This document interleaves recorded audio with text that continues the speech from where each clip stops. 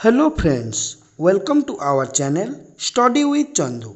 आज आम दशम श्रेणी भौतिक विज्ञान पंचम अध्याय मौलिक गुड़िकर पर्याय श्रेणीक्रम चैप्टर रे आधुनिक पर्याय सारणी रे मौलिक गुड़िकर गुण रे क्रमिक परिवर्तन टॉपिक को पढ़िबा। पूर्व क्लास आम आधुनिक पर्याय सारणी किभली भाव सृष्टि है यह किए बाहर कले ए समस्त विषय पढ़ी। जदि भी से तुम्हें मानक किसी डाउट अच्छी तुम्हें मैंने आम चैनल प्लेलिस्ट को जाए ए समस्त वीडियो को देखंतु, निश्चिंत भाव में बुझीपारे। जदि भी डाउट आसुची तेबे आपण मैंने कमेंट बॉक्स रे निश्चिंत भाव में तुम डाउट को लिखंतु, मु तुम डाउट को निश्चिंत भाव में सॉल्व करी। एसत तुम मानक अनुरोध तुम्हें मैंने आज भिडियोटी को संपूर्ण भाव में देख। जदि भिडियोटी भल लगे तेबे भिडियो को लाइक करने सहित आम चैनल को सब्सक्राइब करने को भूलु नहीं एवं हाँ आम चैनल को निजर फ्रेंड मानक शेयर करंतु। तेबे आसन देखिबा आज कौन टॉपिक आधुनिक पर्याय सारणी रे मौलिक गुड़िकर गुण रे क्रमिक परिवर्तन, जहाँ को आम कौन बोली कही ताऊ trends in the modern periodic table. Okay, तो एबे आम कौन पढ़िबा योज्यता क्या कह जाए। आमे जानू जे गोटे मौलिकर योज्यता यार बाह्यतम कक्षर थिबा संयोजक इलेक्ट्रॉन द्वारा निरूपण करा जाय थाए। तो योज्यता किभली भाव निरूपण करा जाय थाए, कौनसी मौलिकर बाह्यतम कक्षर जो इलेक्ट्रॉन देखा जाय थाए ताकू लक्ष्य करी कौनसी मौलिकर योज्यता निरूपण करा जाय थाए। तो उदाहरण स्वरूप आपण माने नै परिबे जे कौनसी गोटे मौलिक को चेक करंतु। मन कर सोडियम हूँ परमाणु क्रमांक हूँ 11, जहाँ को आम किभली भाव लिखि था 281 8 2 10 1 11। तो यार बाह्यतम कक्षर केतोटी इलेक्ट्रॉन अच्छी, गोटे इलेक्ट्रॉन अच्छी, तेणु यार योज्यता केते अटे, यार योज्यता 1 अटे। बुझीपारे। तो यही भाव में कौन सी मौलिकर आम योज्यता काढ़ी था, जहाँ को आपण मैंने निजर पूर्व क्लास रे पढ़ी थे। ओके, तो कौन देइछि कौनसी मौलिकर योज्यता यार इलेक्ट्रॉन संरचना किपरि भाव में निर्णय करिवो। तो मुझे आपण मानक ऑलरेडी एबे करके देखैली सोडियम 11 थिला, मुझे किपरि भाव में देखैली 281। ओके, तो यही भाव में कौनसी मौलिकर आम कौन निरूपण करिथाउ, आम यार इलेक्ट्रॉन संरचना निरूपण करिथाउ। यार बाह्यतम कक्षर जो इलेक्ट्रॉन थाए ताकू आम कौन बोली कहिथाउ, ताकू आम तार योज्यता बोली कहिथाउ। ओके, तो एबे आसुन देखिबा कैल्शियम परमाणु क्रमांक 20 एवं ऑक्सीजन परमाणु क्रमांक 8 हेले यही मौलिक गुड़िकर योज्यता केते हेबो।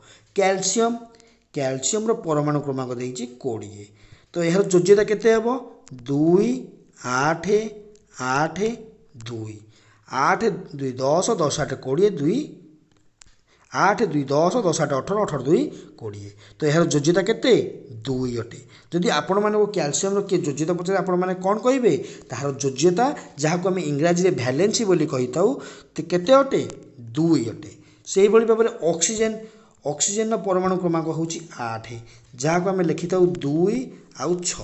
किंतु आपण माने जानिचंती जे 5 पर जदि कौन संख्या आसे तेबे कौन हुए, यह जेहेतु यार बाह्यतम कक्षर अधिक संख्यक कौन अच्छी इलेक्ट्रॉन अच्छी, से कौन करिवो यार पावर अधिक थिबो, तेणु से कौन करिवो पाखरे थिबा प्लस चार्ज को निज आड़ को अट्रैक्ट करिवो।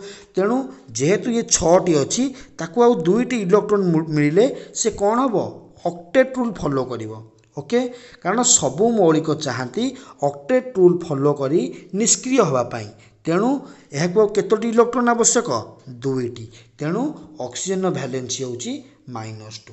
बुझीपारे मु कहीं ऑक्सीजन वैलेंस को -2 लिखिली, कारण जेहेतु बाह्यतम कक्षर अधिक इलेक्ट्रॉन अच्छी 5 रु जदि अधिक इलेक्ट्रॉन थाए तेबे यह ऑक्टेट फुलफिल करने जेतिकी इलेक्ट्रॉन आवश्यक तार वैलेंसी सेतिकी होता है। बुझीपारे।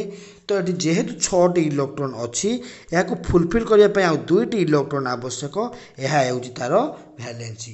तेणु आपण मैंने बुझीपारे ऑक्सीजन वैलेंसी मु कौन पाई 2 नेली एवं नाइट्रोजेन सोडियम किभली भाव में आपण मानक करके देखैली योज्यता। तो यही भाव में आप कौन भी मौलिकर योज्यता को काढ़ी पारे। बुझीपारे। एबे कौन देइछि प्रथम 3टी पर्यायर थिबा मौलिक गुड़िकर योज्यता लेख। पर्याय माने कौन, सीधा ही जोड़ा सब थाए से गुड़िक हूँ पर्याय, और तलू सब जोड़ा थाए ताको आम कौन बोली कही था ग्रुप बोली कही था। तो से कौन देइछि आधुनिक पर्याय सारणी रे मौलिक गुड़िकर पर्याय अनुसार आम योज्यता निरूपण कर देखा। तो मुझे आपण मानक देखा आपको पीरियडिक टेबुल टी तो ये देखो गोटे पर्याय क्या कहुए तो ए लाइन जो सब रहा ये गोटे पर्याय ये गोटे पर्याय ये गोटे पर्याय ये गोटे पर्याय तो यही भाव में आम पर्याय देखी था। तो मुझे प्रथम आपण मानक गोटे एग्जांपल नहीं देखा मनकर नेली मु सोडियम ओके। तो मुझे आपण मानक एग्जांपल कौन नेली सोडियम सोडियम है Na जार परमाणु क्रमांक हूँ 11 जहाँ आम लिखी था 2 8 1 ओके। देन गोटे पर्यायर सोडियम को मुझे एवं मैग्नेशियम को नहीं चेक करवा यार भैलेंसी केते आसला सोडियम रो 1 मैग्नेशियम चेक करवा मैग्नेशियम भैलेंसी होची केते 12 जहाँ को आम लिखा 2 सॉरी यार परमाणु क्रमांक हूँ 12 जहाँ को आम लिखिले 2 8 2 8 2 10 2 12 मैग्नेशियम भैलेंसी केते 2 तो केते बढ़िला 1 बढ़िला। तो मैग्नेशियम पर से ये किए अच्छी एल्युमिनियम एल्युमिनियम केते परमाणु क्रमांक 13 जहाँ को आम लिखि था केते 2 8 3 तो यार भैलेंसी केते 3 तो एल्युमिनियम भैलेंसी जब आपण किए पचारे तो आपण मैंने कौन कहे 3 तो आपण मैंने कौन देखिले आम जिते गोटे पर गोटे मौलिक बढ़ी बढ़ी जा बामर डाहाण को बढ़ी बढ़ी जा तो कौन हो भैलेंसी बढ़ी बढ़ी जाऊँगी किंतु कक्ष संख्या सामान रोचे कक्ष कौन आम 4टी कक्ष अच्छी KL M N तो आपण मैंने जानते आम केतोटी कक्ष अच्छी 4टी कक्ष अच्छी KL M आ गोटे हूँ N K सेल 2टी इलेक्ट्रॉन L सेल 8टी इलेक्ट्रॉन M सेल 8टी इलेक्ट्रॉन N सेल 8टी इलेक्ट्रॉन किंतु आमे माने एठी कौन देखिले आमे पर्याय पर पर्याय बढ़िले आमे जिते बड़े कौन करिया गोटे पर गोटे मौलिकर बामर डाहाण को जिते आमे योज्यता काढ़ा लगिले आमे कौन देखिले यार कक्ष संख्या समान रोची किंतु योज्यता बढ़ी बढ़ी चली ओके। तो आपण माने बुझी पारिथिबे निश्चित भाव में। तो एबे आपण मानक कौन पचारि गोटे पर्यायर बामर डाहाण को गले मौलिक गुड़िकर योज्यता किपरि भाव में परिवर्तित होउछि बढ़िबा को लागुछि। तो आपण माने बुझी पारिले काहेकि बढ़ुछि मु आपण मानक करिके देखैली गोटे ग्रुप रे ऊपर तल को मौलिक गुड़िकर योज्यता की परिवर्तन लक्ष्य करुछ। तो आम जब ग्रुप वाइज देखा देन आम देखा जे कि परिवर्तन लक्ष्य करुछ आसन देखा। तो आम ऊपर तल को जीवा तो ये आपण माने देखंतु एठी लिथियम अछि लिथियम परमाणु परमाणु क्रमांक देछि 3 जहाँ को आम लिखिपर 2 एवं 1 तो यार भैलेंसी केते 1 भैलेंसी होची 1 देन आम ना सोडियम सोडियम केते 11 मु तळू तळ जाउची एम तळू तळ जाउची ओके ग्रुप माने तळू तळ तो 2 8 1 यार मध्य भैलेंसी केते 1 देन सोडियम तळू किए अछि पोटासियम पोटासियम होची के जार भैलेंसी होची परमाणु क्रमांक होची 19 जहाँ को आम लिखिपर 2 8 8 1 2 8 8 के 8 2 10 10 8 18 18 के 19 यार भैलेंसी 1 तो एठी आपण माने कौन लक्ष्य कले एठी आमे देखिले जे आमे जदि कौनसी ग्रुप ऊपर तल को जीवा यार भैलेंसी इक्वाल रहिबो किंतु कक्ष संख्या बढ़िबा को लागिबो। देखंतु आमे जतबे लिथियम रो काढिले केतोटी केतोटी कक्ष थिला 2टी सोडियम रो काढिले 3टी किंतु आमे पोटासियम रो काढिला बेले कक्ष केतोटी हे गला 4टी किंतु भैलेंसी सब बेले कोन हला इक्वाल रहिला। आपण मैंने बुझीपारे मुझे कौन कहवाई चाहूँगी बामर डाहाण को जदि जीवा कौन हम यार भैलेंसी बढ़ो एवं कक्ष संख्या सामान भैलेंसी बढ़ुला बेले कक्ष संख्या सामान किंतु ऊपर तल को गले भैलेंसी इक्वाल किंतु कक्ष संख्या बढ़ो एवं आपण मैंने निश्चिंत भाव में बुझीपारे ओके। परमाणु परमाणु आकार परमाणुर व्यासार्ध को सूचाए गोटे परमाणु अच्छी तार आकार तार क्या सूचाई थाए तार व्यासार्ध को सूचाई थाए एक परमाणुर न्यूक्लियस केन्द्रबिंदु से ही परमाणुर बाह्यतम कक्ष मध्य दूरता को परमाणुर आकार बोली कल्पना करा जाय पारे। मुझे आउ थे कहीदे एक परमाणु अच्छी का मुझे गोटे कहूँ गोटे मौलिक अच्छी है तो तार एक परमाणुर न्यूक्लियस केन्द्रबिंदु तो ये जो केन्द्रबिंदु रहा से ही परमाणुर बाह्यतम कक्षर मध्य दूरता को परमाणुर आकार बोली धरा जाए। तो यार बाह्यतम कक्ष हूँ मनकर एटी तो यह मध्य दूरता को कौन बोली धरा जाए यार माने कक्ष मध्य दूरता को परमाणुर आकार बोली आम धरी था। तो यार आकार को आम यही भाव में निरूपण कर हाइड्रोजेन परमाणुर व्यासार्ध होउची 37 pm बा एहाको आमे पिकोमीटर बोली कहिताउ 1 पिकोमीटर होउची 10 to the power -12 metre. Most important question मने रखंतु कारण एग्जाम रे क्वेश्चन देखिबा को मिली पारे 1 पिकोमीटर होउची 10 टू द पावर -12 मीटर एवं हाइड्रोजेन परमाणुर व्यासार्ध होउची 37 पिकोमीटर। एबे बुझी पाइले तो एबे आपण माने इजीली करि परिबे। पर्याय सारणीर द्वितीय पर्याय बामरू डाहाण को रही केतोटी मौलिक गुड़िकर व्यासार्ध दि जाए देखु lithium beryllium boron carbon nitrogen oxygen. तो यह गोटे कौन अटे यह गोटे पर्याय अटे जहाँ को आम बामरू डाहाण को खंजिकी लिखीचे lithium beryllium boron carbon nitrogen oxygen. तो यार कौन व्यासार्ध देती 152 पिकोमीटर 111 पिकोमीटर 88 पिकोमीटर। तो यार कौन देती व्यासार्ध देती। तो ये कौन पचारि बामरू डाहाण को यार आकार किपरि भाव में बदलुची तो कौन हो कमुची यार आकार कौन हो कमुची। ओके यही पर्याय केउ मौलिकर परमाणुर आकार सबुठारु बड़ तो केउ मौलिकर सबुठारु आकार बड़ लिथियम सबुठु आकार बड़ केउ मौलिकर परमाणुर आकार सबुठु छोट ऑक्सीजन आकार होची सबुठु छोट। तो यह कौन पाई काहेकि सेठी बड़ होची काहेकि एठी छोट होची तो आसंतु बुझिबा। ओके तो कौन देइछि गोटे पर्याय माने आपण माने कौन बुझिले जो आपण माने जो एई भली सीधा भाव जो सब लिखिचंती ताको पर्याय बोली आमे कहिबा। ओके मौलिक गुडी को सीधा भाव में सजाई के लिखिले ताको आमे पर्याय बोली कहिबा। तो गोटे कौन पढ़िले गोटे पर्याय रे बामरू डाहाण को गले परमाणुर व्यासार्ध क्रमागत भाव में कमे निश्चित भाव में बामरू डाहाण को गले क्रमागत भाव कमुची आमे देखिले। यार कारण कौन यह कौन पाई कि होई थाए गोटे पर्याय रे मौलिक गुड़िकर परमाणु रे समान संख्यक कक्ष थाए। आम देखिले जे बामरू डाहाण को गले कौन होतिला कक्ष समान रहूतिला किंतु वैलेंसी बा बाह्यतम कक्ष थिबा इलेक्ट्रॉन संख्या बढ़ुतिला। तो सही कथा देइछि मौलिक गुड़िकर परमाणु रे समान संख्यक कक्ष थाए।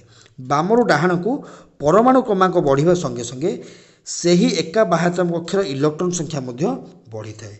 ओके तो आम मैंने कौन देखिले मनकर आम नहीं सोडियम लिखिले 2 8 1 जार ये हूँ 11 परमाणु क्रमांक। तापर सोडियम पर कौन नहीं मैग्नेशियम रोचे 12 जहाँ को आम लिखिले 2 8 2। तापर नहीं एल्युमिनियम रोचे 13 जहाँ को आम लिखिले 2 8 3। तो ये कौन हो बाह्यतम कक्षर इलेक्ट्रॉन संख्या बढ़ुची कि नहीं निश्चिंत भाव देखिले किंतु कक्ष समान रोचे। ओके गोटे पर्याय मौलिक गुड़िकर परमाणु रे समान संख्यक कक्ष थाए। आम देखिले समान संख्यक कक्ष थाए बामर डाहाण को परमाणु क्रमांक बढ़िबा संगे संगे सेही एका बाह्यतम कक्षरे इलेक्ट्रॉन संख्या मध्य बढ़ी थाए। इलेक्ट्रॉन संख्या मध्य बढ़िबा आपण माने देखिले एवं न्यूक्लियस रे मोट जुक्तात्मक चार्ज मध्य बढ़ी चले जेहेतु बाह्यतम कक्षरे इलेक्ट्रॉन संख्या बढ़िला एवं न्यूक्लियस रे मध्य जुक्तात्मक चार्ज बढ़िबो कारण न्यूट्रल हवा पई जुक्तात्मक चार्ज इक्वल हेले ही से माने न्यूट्रल हेबे। न्यूक्लियस यही वर्धित जुक्त चार्ज इलेक्ट्रॉन थिबा कक्ष गुड़ी को निज आड़ को अधिक टाणिबारे सहायक हुए। मुझे आउ थे कहीदे न्यूक्लियस यही वर्धित जुक्त चार्ज तो न्यूक्लियस जितेबाला यही चार्ज बढ़ी बढ़ी चढ़ला जुक्त चार्ज बढ़ीगला तो से कौन कले इलेक्ट्रॉन थिबा जो कक्ष गुड़ी को जो बाह्यतम कक्ष जो इलेक्ट्रॉन रही से कौन करे निज आड़ को टाणिबारे अधिक सहायक हुए एवं इलेक्ट्रॉन गुड़िक न्यूक्लियस निकटतर हो जाती फल परमाणु आकार छोट हुए जहाँफल कौन हुए जुक्त चार्ज गुड़िक इलेक्ट्रॉन को निज आड़ को टाणे टाणिबा द्वारा कौन हुए से परस्पर लगी जाती जहाँफल न्यूक्लियस आकार छोट हो जाए एवं परमाणु छोट हो जाए। बुझीपारे पर्याय सारणी रे प्रथम ग्रुप ऊपर तल को मौलिक गुड़िकर व्यासार्ध दिगला। तो आम ऊपर तल को देखा lithium sodium potassium rubidium calcium देन यार परमाणु व्यासार्ध दिगला 152 पिकोमीटर 186 पिकोमीटर 231 पिकोमीटर 244 पिकोमीटर। तो यही भाव में से व्यासार्ध देछि। तो आम मैंने कौन देखिले ऊपर तल ग्रुप क्रम मौलिक गुड़िकर परमाणु व्यासार्ध किपरि भाव में बदलुची तो बढ़िया लगुच आम ऊपर जो तलू जा कौन हो यार व्यासार्ध बढ़िया लगुच। यही ग्रुप्र सबुठार कहार आकार बड़ कहार आकार बड़ कैल्शियम एवं छोट कार लिथियम आम कौन देखिले ऊपर छोट होता बेले तले बड़ हो। लक्ष्य कर परमाणुर आकार ऊपर तल को क्रमागत भाव में बढ़ुची देखिले यार कारण है ग्रुप्रे ऊपर तल को गले मौलिक गुड़िकर परमाणु रे गोटे ନୂଆ କକ୍ଷ ଯୋଗ ହୋଇକି ଚାଲେ। ଆମେ ଦେଖିଥିଲେ ମାନେ କକ୍ଷ ସଂଖ୍ୟା ବଢ଼ୁଛି କିନ୍ତୁ ଭ୍ୟାଲେନ୍ସି ବା ବାହ୍ୟତମ କକ୍ଷର ଇଲେକ୍ଟ୍ରନ୍ ସଂଖ୍ୟା ଇକ୍ୱାଲ୍ ରହୁଛି, 1 1 1 ରହୁଥିଲେ ଆପଣମାନେ ଦେଖିଥିଲେ। ଏଥିପାଇଁ ବାହ୍ୟତମ କକ୍ଷ ନ୍ୟୁକ୍ଲିୟସ୍ ମଧ୍ୟରେ ଦୂରତା ବଢ଼ିଥାଏ, ଯାହାଫଳରେ କ'ଣ ହୁଏ, ବାହ୍ୟତମ କକ୍ଷ ଆଉ ନ୍ୟୁକ୍ଲିୟସ୍ ମଧ୍ୟରେ ଦୂରତା ବଢ଼େ। କାହିଁକି ବଢ଼େ ନା କକ୍ଷ ବଢ଼ିଲା, କକ୍ଷ ବଢ଼ିଲେ ସେମାନଙ୍କ ମଧ୍ୟରେ ଦୂରତା ନିଶ୍ଚିତ ଭାବରେ ବଢ଼ିବ। ଏବେ ବୁଝିପାରିଲେ? ଫଳରେ ନ୍ୟୁକ୍ଲିୟ ଚାର୍ଜ ଅଧିକ ହେବା ସତ୍ତ୍ୱେ ବି ପରମାଣୁର ଆକାର ବଢ଼ିଥାଏ। ନ୍ୟୁକ୍ଲିୟ ଚାର୍ଜ ଅଧିକ ଥିଲେ ମଧ୍ୟ ଏହାର ଦୂରତା କ'ଣ ହୋଇଥାଏ, ଅଧିକ ହୋଇଥାଏ ବା ଏହାର ଆକାର ବଡ଼ ହୋଇଥାଏ। ବୁଝିପାରିଲେ? ତ ଏହା ଥିଲା ଆଜି ଆପଣମାନଙ୍କ ପାଇଁ କ୍ଲାସ୍। ଆଜିର କ୍ଲାସ୍ ଆପଣମାନଙ୍କୁ କିପରି ଲାଗିଲା କମେଣ୍ଟ ମାଧ୍ୟମରେ ଜଣାନ୍ତୁ ଏବଂ ଆମ ଚ୍ୟାନେଲକୁ ଲାଇକ୍, ସବସ୍କ୍ରାଇବ୍ ଆଉ ସେୟାର ମଧ୍ୟ କରନ୍ତୁ ଏବଂ ହଁ, ନିଜ ଫ୍ରେଣ୍ଡମାନଙ୍କୁ ମଧ୍ୟ ସେୟାର କରନ୍ତୁ। ପୁଣି ଦେଖା ହେବ ଏକ ନୂଆ କ୍ଲାସ୍ରେ ଏବଂ ଏକ ନୂଆ ଟପିକ୍ ସହିତ। ସେଥିପର୍ଯ୍ୟନ୍ତ thank you, bye and take care.